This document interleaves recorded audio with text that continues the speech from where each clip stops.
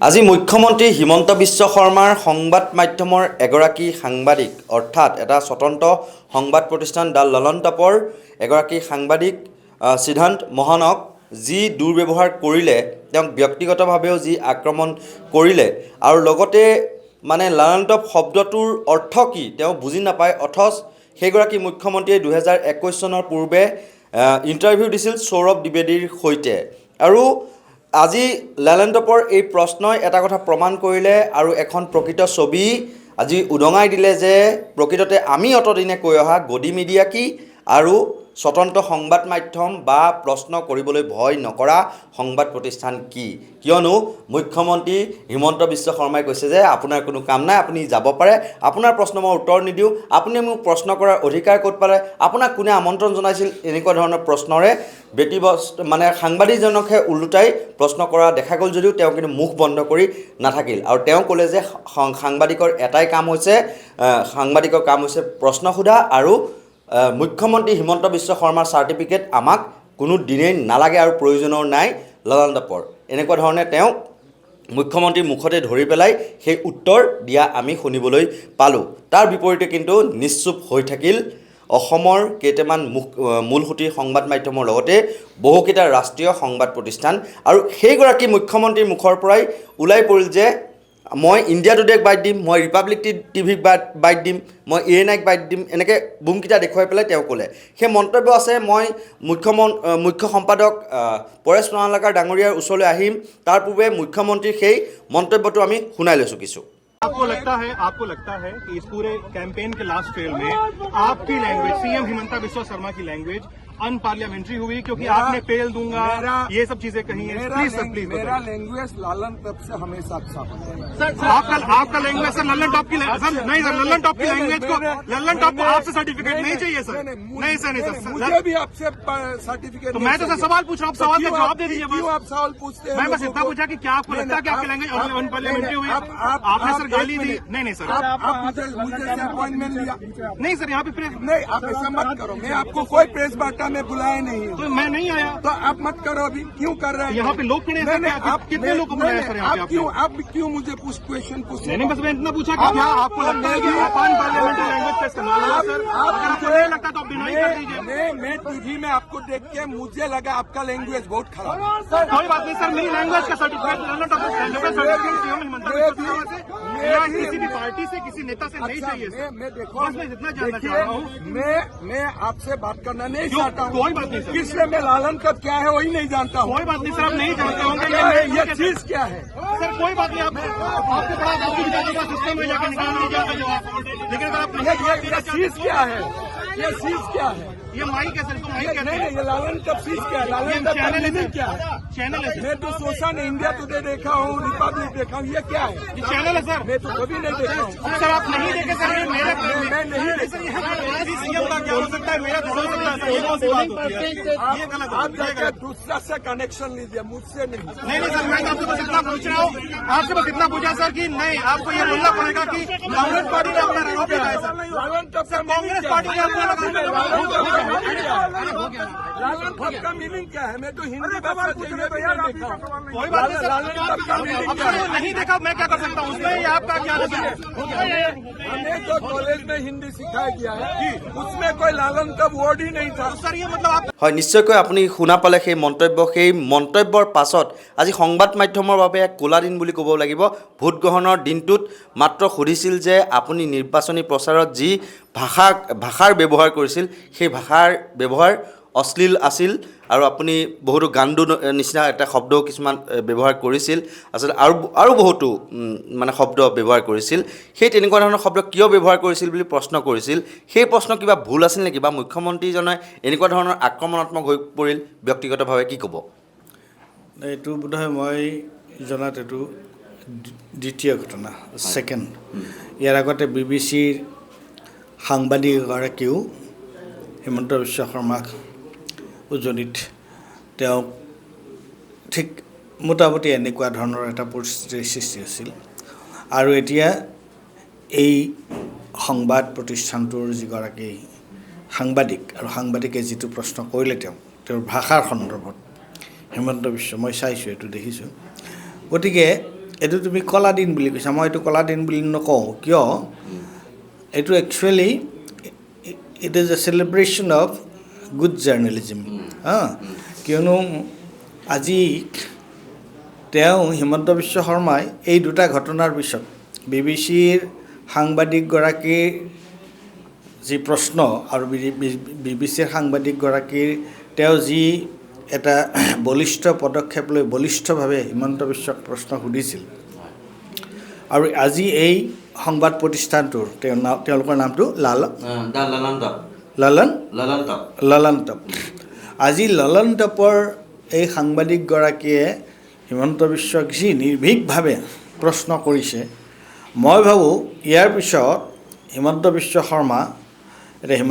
শৰ্মা ভৱিষ্যতলৈ অসমৰ কি হয় মই নাজানো, মুখ্যমন্ত্ৰী হৈ থাকে নে নাথাকে, তেওঁৰ ৰাজনৈতিক তেওঁৰ পজিশ্যনটো কি হয়, কোনটো অৱস্থাত থাকে সেইটো আমি নাজানো এই মুহূৰ্তত। কিন্তু এটা কথা ঠিক যে এই ধৰণে যদি সাংবাদিকৰ প্ৰশ্নৰ সন্মুখীন হ'ব লগা হয়, হিমন্ত বিশ্ব শৰ্মা কিন্তু ভৱিষ্যতে সাংবাদিকৰ লগত কথা বতৰা পাতোঁতে তেওঁ যথেষ্ট সতৰ্ক আৰু সাৱধান হ'বলৈ বাধ্য হ'ব। আৰু এইটোৱে হৈছে সাংবাদিকৰ বা প্ৰচাৰ মাধ্যমৰ এইটোৱে হৈছে ভূমিকা, যে তুমি যদি তাত যিসকল ক্ষমতাত আছে, যিসকল বিভিন্ন উচ্চ পদবীত থকা যিসকল লোক, তেওঁলোকক প্ৰশ্ন কৰাৰ ক্ষেত্ৰত আমি ভয় খাব নালাগিব। তেওঁলোকক আমি প্ৰশ্ন কৰিবলৈ সাহস গোটাব পাৰিব লাগিব।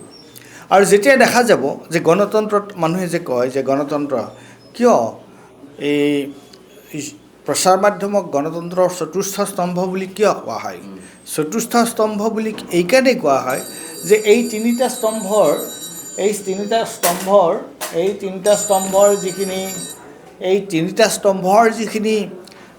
স্তম্ভই কৰিব নোৱাৰা কামখিনি সংবাদ মাধ্যমে প্ৰচাৰ মাধ্যমে কৰিব পাৰে। প্ৰচাৰ মাধ্যমে তেতিয়াহে কৰিব পাৰিব যদিহে প্ৰচাৰ মাধ্যমে নিসংকোচে কোনো ভয়ভীত নকৰাকৈ ক্ষমতাত থকা যিসকল ব্যক্তি আছে তেওঁলোকক প্ৰশ্ন কৰিব পাৰে, তেওঁলোকে লোৱা সিদ্ধান্ত সম্পৰ্কে প্ৰশ্ন কৰিব পাৰে। হিমন্ত বিশ্ব শৰ্মা তেওঁ এতিয়া কাৰ্যত তেওঁ এতিয়া কোনো গুৰুত্বপূৰ্ণ সিদ্ধান্ত ল'ব নোৱাৰে, কিন্তু তথাপি তেওঁ অসমৰ মুখ্যমন্ত্ৰী। এই মুখ্যমন্ত্ৰীজনে তেওঁৰ কথা বতৰা এইবোৰত তেওঁ যথেষ্ট সতৰ্ক হ'ব লাগিব নহয়। তেওঁ তোমাৰ এজন মানুহে যিকোনো ধৰণে এনেকুৱা পদবীত থকা মানুহ এজনে মন গ'লে যিকোনো কথা কৈ দিব নোৱাৰে। আৰু আজি সাংবাদিকজনে সেই প্ৰশ্নটোকেই কৰিছিল যে আপুনি যিকেইটা শব্দ মানে হিন্দীত বহুত অশ্লীল, মানে মই কিছুমান ক'ব নোৱাৰোঁ, জানে নে নাজানে মই নাজানো এইবোৰ শব্দৰ অৰ্থ। গতিকে আপুনি এজন মুখ্যমন্ত্ৰী হৈ এই ধৰণৰ শব্দ ব্যৱহাৰ কৰিছে। আৰু এই যে তেওঁৰ যিটো হিমন্ত বিশ্ব শৰ্মাই যে তেওঁৰ এই প্ৰশ্নৰ সন্মুখীন হ'ল, তুমি ভাবিছা নেকি যে হিমন্ত বিশ্ব শৰ্মাৰ যিটো প্ৰতিক্ৰিয়া, সেই প্ৰতিক্ৰিয়াটোৱে কি বুজায়? তেওঁ যে সেই প্ৰতিক্ৰিয়াটোৱে তেওঁ এইটোৱে বুজায় যে তাৰমানে তেওঁ অস্বস্তিত পৰিছিল। তেওঁৰ হাতত আচলতে সাংবাদিকজনক উত্তৰ দিবলৈ তেওঁৰ হাতত একো নাছিলে, কোনো যুক্তি নাছিলে, তেওঁ ভাষাও নাছিলে, আৰু সেইকাৰণে তেওঁ এই ধৰণৰ ব্যৱহাৰ কৰিছে। সেইকাৰণে তেওঁ নাৰ্ভাছ হৈছিল। তেওঁ যে হিমন্ত বিশ্ব শৰ্মা তেওঁ যে অস্বস্তিত পৰিছিল, তেওঁ যে তোমাৰ সাংবাদিকজনৰ যিটো প্ৰশ্ন, সেই প্ৰশ্নৰ উত্তৰ যে তেওঁ সঠিকভাৱে দিব পৰা নাছিল, সেইটো আমি সকলোৱে দেখা পাইছোঁ। গতিকে এইটোৱে হৈছে সুস্থ সাংবাদিকতাৰ কৰ্তব্য। এই সুস্থ সাংবাদিকতা, এইটোকে সুস্থ সাংবাদিকতা বোলে। অসমৰ যিসকল মূলসুঁতিৰ সংবাদ মাধ্যমৰ সাংবাদিক আছে বা ৰাষ্ট্ৰীয় পৰ্যায়ৰ যিসকল সাংবাদিক আছে, দ্য ললন টপৰ যিগৰাকী সাংবাদিক, তেওঁৰ পৰা কিবা শিকিবলগীয়া আছে নেকি আজিৰ মুহূৰ্তত? নহয়, এইটো বস্তুৰ মই থাকিব লাগে। সেই কথাটো মই প্ৰথমতেই ক'লোঁ যে যোৱা সময়ছোৱাত বৰ বেছি দিনৰ নহয়, বোধহয় 10 দিনৰ মানে এসপ্তাহৰ মূৰত এই দুটা ঘটনা ঘটিছে। আৰু এই দুয়োটাই কিন্তু এটাতো আন্তৰ্জাতিক পৰ্যায়ৰ এটা সংবাদ সংস্থা BBC, আৰু এইটো হৈছে ৰাষ্ট্ৰীয় পৰ্যায়ৰ সংবাদ সংস্থা। গতিকে এই সংবাদ সংস্থা এই দুজন সাংবাদিকৰ তেওঁলোকৰ যিটো নিৰ্ভীক যিটো স্থিতি, তাৰ পৰা মই ভাবোঁ যে মূল সুঁতিৰ অন্য সাংবাদিকসকল আৰু আমাৰ অন্য যিবোৰ ডিজিটেল মিডিয়া আছে বা অন্য ধৰণৰ যিসকল সাংবাদিক আছে তেওঁলোকেও এইটো শিকে আৰু আমাৰ ইয়াত কৰিছিলে শ্বাহ আলমৰ কথা আমাৰ মনত আছে গতিকে এইটো আমাৰ প্ৰচাৰ মাধ্যমৰ কাৰণে সুস্থ সাংবাদিকতাত যিসকলে বিশ্বাস কৰে তেওঁলোকৰ কাৰণে এইটো এটা খুব মানে প্ৰেৰণা আৰু অনুপ্ৰেৰণাৰ কথা গতিকে মই ভাবোঁ যে আমাৰ সাংবাদিকসকলে সেই শিক্ষাটো ল'ব যে তেওঁলোকে মুখ্যমন্ত্ৰী মই হিমন্ত বিশ্ব শৰ্মাৰ কথাই কোৱা নাই যে তেওঁলোকে যি ভাল পায় তাকে সুধিব মনত আছেনে শ্ৰীনিবাস ৰামানুজন আজি কিছুদিন আগতে গৌৰৱ গগৈৰ এটা ইণ্টাৰভিউ লৈছিল তেওঁ আগতে NDTVত আছিল কিন্তু NDTV যেতিয়া ৰিলায়েন্সে NDTVটো ল'লে তাৰপিছত তেওঁ তাৰ পৰা ৰিলায়েন্স নহয় হেৰিহে লৈছে আদানীহে লৈছে NDTV তাৰ পৰা তেওঁ ওলাই আহি তেওঁ স্বতন্ত্ৰ সাংবাদিক হিচাপে তেওঁ কাম কৰিছে যিয়ে গৌৰৱ গগৈৰ ইণ্টাৰভিউটো চাই শ্ৰীনিবাসে গৌৰৱ গগৈৰ যিটো সাক্ষাৎকাৰ লৈছিল আৰু শ্ৰীনিবাসে ইমান আক্ৰমণাত্মক আছিল শ্ৰীনিবাসন প্ৰথমৰ পৰাই আৰু কিন্তু যেতিয়া গৌৰৱ গগৈয়ে ধীৰ সুস্থিৰভাৱে তাৰ যি উত্তৰ দিছিলে আৰু কিন্তু সাক্ষাৎকাৰটো যেতিয়া শেষ হ'ল তেতিয়া গম পোৱা গ'ল যে আচলতে কোনে ভালকৈ সাংবাদিকজনক উত্তৰ দিব পাৰিলে ইমান শ্ৰীনিবাসনৰ দৰে এজন সাংবাদিকক গৌৰৱ গগৈয়ে কিন্তু ইমান সুস্থভাৱে কোনো ধৰণৰ সেয়া নকৰাকৈ কোনো ধৰণৰ অস্বস্তি প্ৰদৰ্শন নকৰাকৈ তেওঁ সুন্দৰকৈ কথা আক্ৰমণটোৱে দুহাকৈ তেওঁ কথা আক্ৰমণ কৰা নাই না গতিকে সেইটোৱে হ'ব লাগে সাংবাদিকৰ ভূমিকা হ'ব লাগে তেনেকুৱা তুমি যিকোনো প্ৰশ্ন সুধিবৰ কাৰণে তুমি যিকোনো প্ৰশ্ন মানে তোমাৰ প্ৰাসংগিক অবাঞ্ছিত অপ্ৰাসংগিক প্ৰশ্ন সোধাৰ কথা কোৱা নাই এটা বিষয়ৰ প্ৰাসংগিক প্ৰশ্নটো সুধিব পাৰিবলৈ সেইটো সুধিবলৈ সাহস থাকিব লাগে আৰু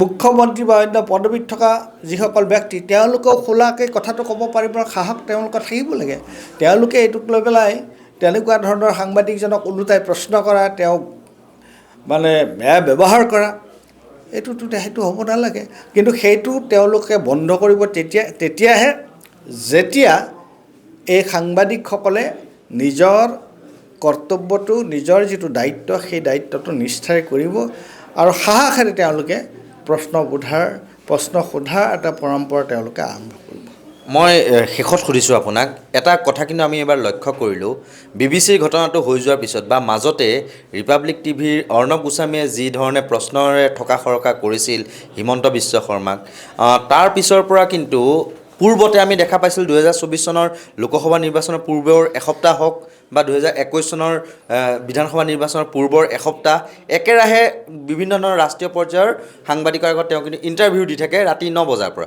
কিন্তু এইবাৰ তাৰ ব্যতিক্ৰম আমি দেখা পালোঁ তেনেকুৱা দেখা নাপালোঁ এই কথাটো আচলতে তেওঁ মানে কিবা আশংকাত ভুগিছে নেকি বা পৰাজয়ৰ কিবা আশংকা এটা খেদি আছে নেকি তেওঁ কি ক'ব সেই কথাটো মই নাজানো পৰাজয় বা জয় পৰাজয়ৰ কথাটো মই ক'বলৈ নাযাওঁ এইটো এই মুহূৰ্তত কোৱাটো বৰ ঠিক কথা নহ'ব কিন্তু এটা কথা স্পষ্ট সেইটো হৈছে যে মুখ্যমন্ত্ৰী মহোদয়ে যোৱা কিছুদিন ধৰি তেওঁৰ যিটো ব্যৱহাৰ তেওঁ যি ধৰণে আচৰণ কৰি আহিছে এই আচৰণ কিন্তু এজন মানুহে যদি ভাবে যে সকলো বস্তু তেওঁৰ নিয়ন্ত্ৰণত আছে তেতিয়াহ'লে তেওঁ এনেকুৱা ধৰণৰ অদ্ভুত আচৰণ নকৰে কিন্তু গতিকে এই কথাটো সঁচা যে ক'ৰবাত যেন গোটেই পৰিস্থিতিটো তেওঁৰ নিয়ন্ত্ৰণৰ ভিতৰত নাই তাৰ এটা ইংগিত পোৱা যায় আৰু 2 নম্বৰ কথা হৈছে যেতিয়া মই তোমাক এইটো কথা দি ক'ব পাৰোঁ যে আমাৰ সাংবাদিকসকলে যদি হিমন্ত বিশ্ব শৰ্মাক এই ধৰণৰ প্ৰশ্ন সুধিবলৈ আৰম্ভ কৰে হিমন্ত বিশ্ব শৰ্মাই সাংবাদিকৰ সন্মুখীন হওঁতে কিন্তু এতিয়াৰ পৰা বহুত সতৰ্ক হ'ব লাগিব আৰু তুমি যিটো কথা কৈছা যে ৰাষ্ট্ৰীয় মাধ্যমৰ সংবাদ পত্ৰই আগতে তেওঁ ইমান দীঘলীয়া ইণ্টাৰভিউ দিছিল 1 ঘণ্টা 45 মিনিট এতিয়া কিয় দিয়া নাই এতিয়া এইকাৰণে দিয়া নাই, বোধহয় তেওঁ তাৰ কিবা উমান পাইছে। যদি তেওঁ তেনেকুৱা ধৰণৰ সাক্ষাৎকাৰ তেওঁক দিয়া হয়, তাৰ পৰা সেইটো তেওঁৰ প্ৰমোশ্যন হোৱাৰ সলনি তেওঁৰ ডিমোশ্যন, তেওঁৰ মানে তেওঁৰ প্ৰতি মানুহৰ ভাল ভাৱ সৃষ্টি হোৱাৰ, যেনেকৈ আমি ক'লোঁ BBC আৰু লালন টপৰ যিটো ইণ্টাৰভিউ, তাৰ পৰা মানুহে গম পালে যে হিমন্ত বিশ্ব শৰ্মাই ইমান ফটফটাই থাকে, ইমান ফুটনি মাৰা কথা কয়, কিন্তু এই দুটা ইণ্টাৰভিউত তেওঁ পলাব কিয় লগা হ'ল? দুইটাতে পলালে নহয়। এতিয়া অন্য ইণ্টাৰভিউবিলাকত তেওঁ একেবাৰে প্ৰশ্নকৰ্তাক, সাংবাদিকক তোমাৰ অৱস্থা নোহোৱা কৰি দিয়ে। কিন্তু এই দুটাত আমি কি দেখা পালোঁ? এই দুটাত দেখা পালোঁ যে হিমন্ত বিশ্ব শৰ্মাৰ নিজৰে অৱস্থা নোহোৱা হ'ল। গতিকে সাংবাদিকে যদি তেওঁলোকৰ ভূমিকাটো যদি সঠিকভাৱে পালন কৰে, তেতিয়াহ'লে হিমন্ত বিশ্বই এই ধৰণৰ দম্ভালি মাৰিব নোৱাৰিব। গতিকে সেইকাৰণে মই কৈছোঁ যে এইটো আমাৰ সাংবাদিকতাৰ কাৰণে, প্ৰচাৰ মাধ্যমৰ কাৰণে এইটো এটা সুদিন বুলিয়ে মই কৈছোঁ। নিশ্চয়কৈ মই ক'লা দিন বুলি কৈছিলোঁ, কিন্তু পৰেশ মালাকাৰ ডাঙৰীয়াই সেয়া আজিৰ কাৰণে সংবাদ মাধ্যম এইটো জয়ৰ দিন বা ভাল দিন বুলিহে তেওঁ উল্লেখ কৰিলে। এইখিনি এটা কথা কৈ থওঁ, সাংবাদিকক মাজতে মোবাইল ফোন উপহাৰ দিওঁতে মুখ্যমন্ত্ৰীক ধন্যবাদ জনাই ফেচবুকৰ পষ্ট উপচাই পেলোৱা, বা একাংশ মুখ্যমন্ত্ৰীৰ প্ৰশংসাত গদগদ একাংশ সাংবাদিক, আচলতে তেওঁলোক সাংবাদিক হয় নাই, মই সাংবাদিক শব্দটো ব্যৱহাৰ কৰোঁ, তেওঁলোকৰ লগত মন যোৱা নাই। আৰু লগতে মাজতে মই এটা প্ৰশ্ন সুধিছিলোঁ যে মামা মোবাইল দিলে, এতিয়া বাইক কেতিয়া দিব সাংবাদিকসকলক? সেই প্ৰশ্ন কৰাতকৈ আজিৰ যি সিদ্ধান্ত মহনে যি প্ৰশ্ন কৰিলে, প্ৰকৃত অৰ্থত মুখ্যমন্ত্ৰীৰ যি আচৰণ আমি ইমান দিনে দেখি আহিছিলোঁ, কেনেকুৱা এক মুখৰ অৱয়ব, কেনেকুৱা এক ভাষাৰ ব্যৱহাৰ, চাবলৈ ভাল নালাগে। মোবাইলটো স্ক্ৰল কৰি দিওঁ, নিউজ ফিডত যদি হিমন্ত বিশ্ব শৰ্মাৰ কিবা এটা মন্তব্য আহে, কিন্তু সেই সঠিক প্ৰশ্নটো কিন্তু সঠিক সময়ত সুধিছিল সিদ্ধান্ত মহনে সুযোগ বুজি পেলাই, কিন্তু তাৰ পৰা তেওঁ ফালৰি কাটিলে। গতিকে সেই সিদ্ধান্ত মহনৰ পৰা আমাৰ দৰে বা অসমৰ যিসকল সাংবাদিক, তেওঁলোকে শিক্ষা লোৱা উচিত, প্ৰকৃতাৰ্থত প্ৰশ্ন কেনেকৈ কৰিব লাগে। এনেকুৱা ভাত খালে মাছ খালে মামা আপোনাৰ বহুত কষ্ট হৈছে, সেইবিলাক কৰাতকৈ কিন্তু প্ৰকৃত অৰ্থত জনতাৰ সমস্যাৰ ওপৰত জনতাৰ প্ৰকৃত ছবিখন দেখুৱাই মুখ্যমন্ত্ৰীক প্ৰশ্ন কৰাৰ কিন্তু সময় আহি পৰিছে। আৰু তেতিয়াহে হয়তো যি তেওঁলোকৰ স্বৈৰাচাৰী বা একনায়কত্ববাদ যি মনোভাৱ, সেয়া নিশ্চয়কৈ তেওঁলোকৰ মনৰ পৰা নাইকিয়া হ'ব আৰু কিছু সমীহ কৰি জনতাৰ প্ৰকৃতাৰ্থত কল্যাণৰ বাবে কাম কৰিব। আৰু সেই কিন্তু দায়িত্ব সংবাদ মাধ্যমৰ আছে। তেওঁৰ পদলেহনকাৰী হোৱাতকৈ তেওঁক সঠিক, যদি ভুলটো আমি সঠিক প্ৰশ্নৰ জৰিয়তে গণতান্ত্ৰিকভাৱে যদি আমি দেখুৱাই দিওঁ, সেইটোৱে কিন্তু সংবাদ মাধ্যমৰ ধৰ্ম হোৱা উচিত। ধন্যবাদ।